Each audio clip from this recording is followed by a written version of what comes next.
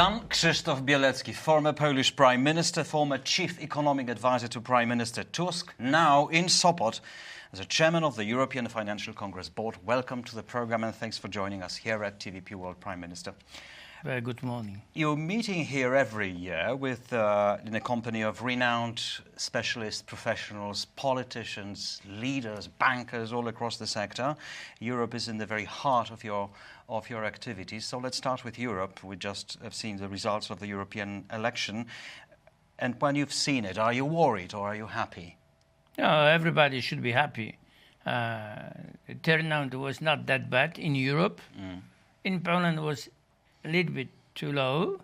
Less than expected. A little bit, but around 40 was expected, actually.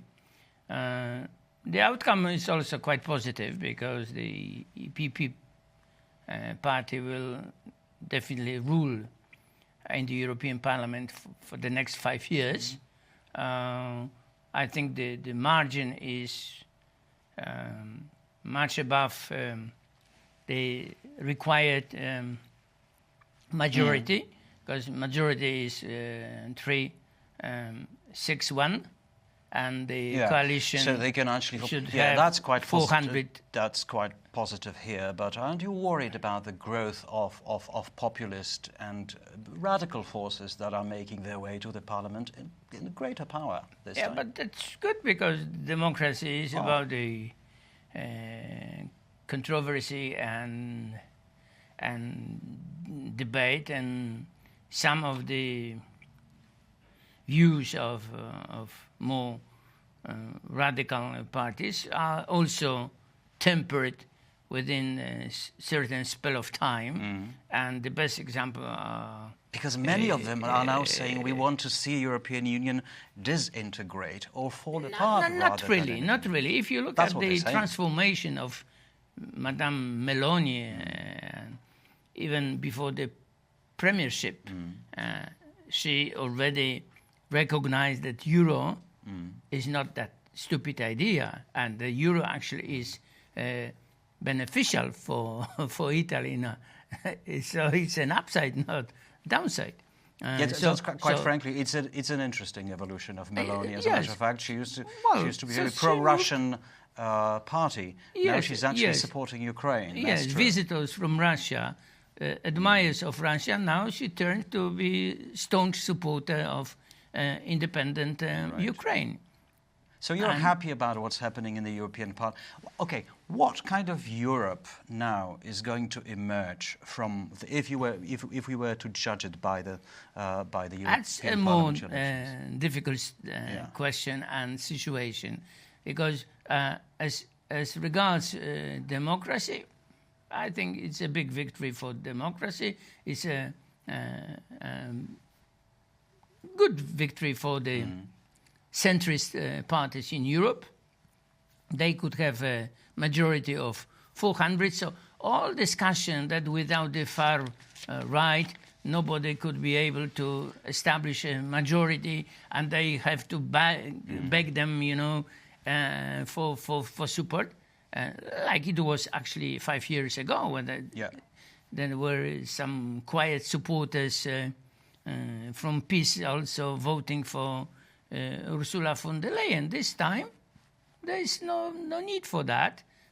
They would have a majority. So in purely democratic terms... We're fine. We're fine. But regarding the program, it's a more complicated issue, because I think that some of the demands raised by the far right, as some call them, could be recognized as important, because Europe these days could not pretend that the migration of thousands of people steered by Russia very often is purely humanitarian issue. No, it's not. If you come, please come and visit Polish border, and you will recognize how those migrants behave, how they manage to come to Poland, And yes, that's to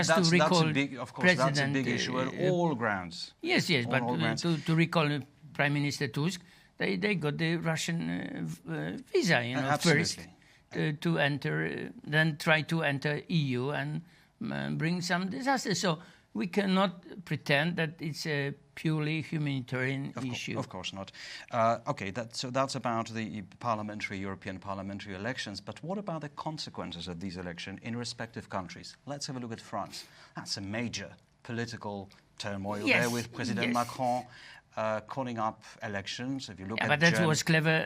I think clever example of politics. How he plays politics. Why is it clever, you think? Because as he lost the European Parliament election, then he should not leave this space for the Marie Le Pen to push and to ask actually the government to step down because they lost in the election. So, do you think he is counting on actually getting favorable votes for his own party now in the new parliamentary elections in France? I think that he's the putting repetition, the French people to test politically.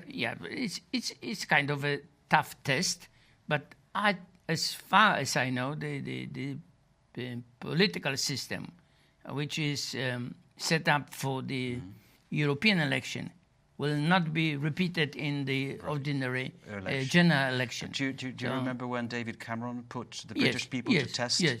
And they all failed the test? Yes, and he was 100% sure that he will win that vote of kind of confidence. Well, that's my concern about what's going to happen in France. Agree. So if it could be repeated shortly, because by mid of July we will know the outcome of the election, of general elections. Okay, and that could bring a change. However, that would be a bit, I don't want to use this word, it's a strong word, but it would be a bit catastrophic to the European Union. I'm not that all right. Because again, the view of Marie Le Pen on two fundamental issues are not that controversial. Because firstly, on migration, I think if you look at Poland, if Poland could be recognized as the mainstream, then Marie Le Pen is not that far away from Poland. If you look at Euro, Marie Le Pen, which absolutely asked for the national currency, now is a very relaxed on that issue. Actually, she says that Euro is okay. But she's very close to Russia. She's very close to Putin. Her party is very pro-Russian. So we have only the big risk regarding the foreign politics, policy, and that the position of France, which is now on the forefront of the pro-Ukrainian group of countries, could be reversed, and she could call like Orban for peace, so peace lover, which could accept that, for example, Russia could introduce quite, we can call it, modern way of partition. All right. So you remember in 18th century, Poland was parted by Russia, Prussia. Sure. That's an interesting subject. We can't go into it because we don't have enough time, obviously. By the way, Orban seems to be losing support in Hungary. That's one of the conclusions. Losing maybe is too strong. Maybe it's still strong. He got less than expected. He got less than expected, yes. But on that Russian note and on that Ukrainian note, which you have just mentioned,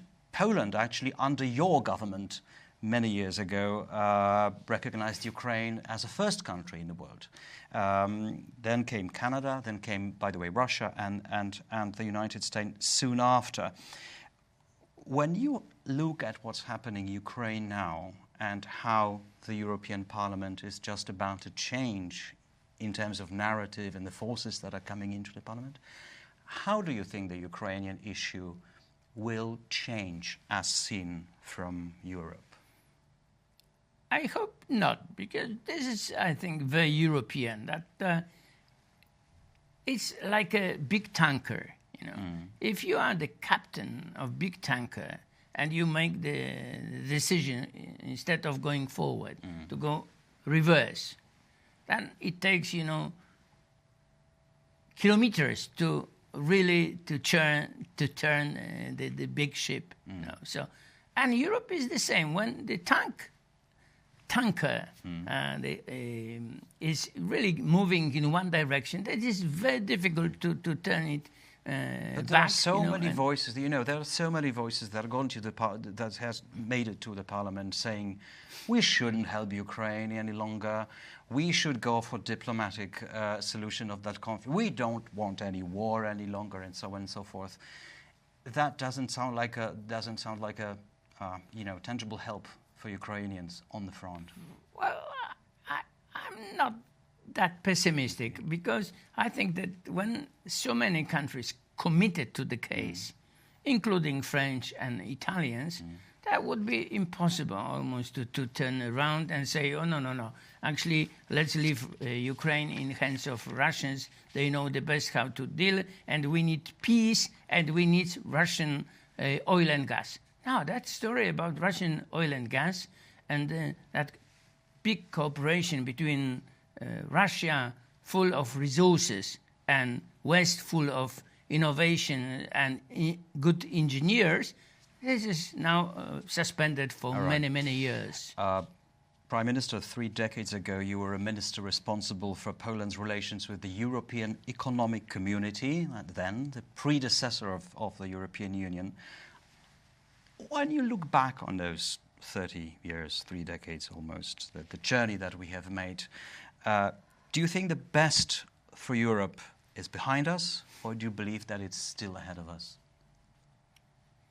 This is a difficult question. Definitely Poland used its time, which is not very typical in our history, that we really used the opportunity, window of opportunity which emerged. Poland took it and really used it well. Used it pretty well. There's a big question about the future of Europe, and if you look at the different discussions between those who look at the geopolitics, we may say that there are some concerns, and they're genuine. We have to say they're genuine, and because Europe is a combination of 27 countries. Somebody would like to even extend it to what?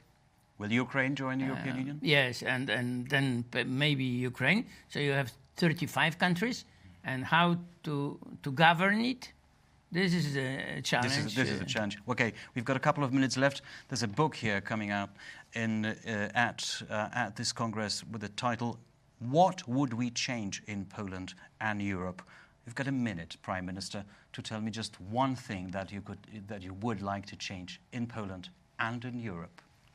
Well, because of my age, I'm not that reformist like the young people who contributed to that book, because they would like to simply strengthen European institutions and build something quasi-European states. In our situation, with that political mood, I think to defend some national identity in combination with the integration would be quite good solution for the future. All right, thank you very much indeed, Prime Minister Jan Krzysztof Bielecki. Pleasure. Thank you very much. Thank you.